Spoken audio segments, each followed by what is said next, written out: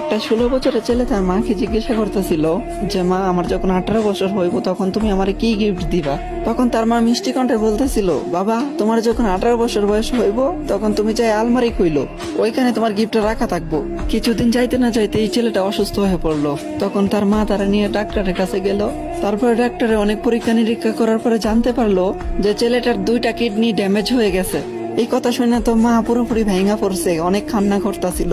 তারপরে এমনি এমনি 2 বছর কাইটা গেল। 2 বছর পরে যখন ছেলেটা পুরোপুরি ভাবে সুস্থ হয়েছে, তখন বাড়িতে যখন ফিরে আসলো, তখন ছেলেটা জানতে পারলো যে তার মার বেঁচে নাই। তার মা তারা চাইরা অনেক আগে চলে গেছে। তখন ছেলেটা অনেক কান্না করতেছিল, আর কান্না করতে করতে তখন মনে পড়লো যে আলমারির কথা। তখন সে আলমারির কাছে যায়, আলমারিটা খুইলা দেখলো ওইখানে একটা গিফট বক্স রাখা। যখনই গিফট বক্সটা ওপেন করলো তখনই দেখলো ওইখানে একটা চিঠি রাখা। আর এই চিঠিতে লেখা ছিল, এ আমার কলিজার টুকরা। আরে ওই আমার কলিজার টুকরা, তুমি যখন অসুস্থ হয়েছিলা তখন আমি তোমার ডাক্তারের কাছে নিয়ে গেছিলাম। তখন ডাক্তারে বলতেছিল যে তোমার নাকি 2টা কিডনি ড্যামেজ হয়ে গেছিল, তুমি নাকি আর বেশি দিন দুনিয়ার আলো দেখতে পারবা না। তখন আমি এই সিদ্ধান্তটা নিছি যে আমার 2টা কিডনি আমি তোমার দিয়ে দিমু।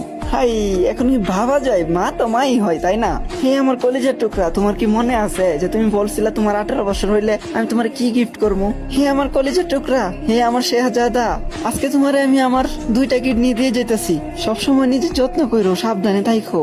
হ্যাপি বার্থডে মাই সান। আরে এটাই হয় মায়ের ভালোবাসা।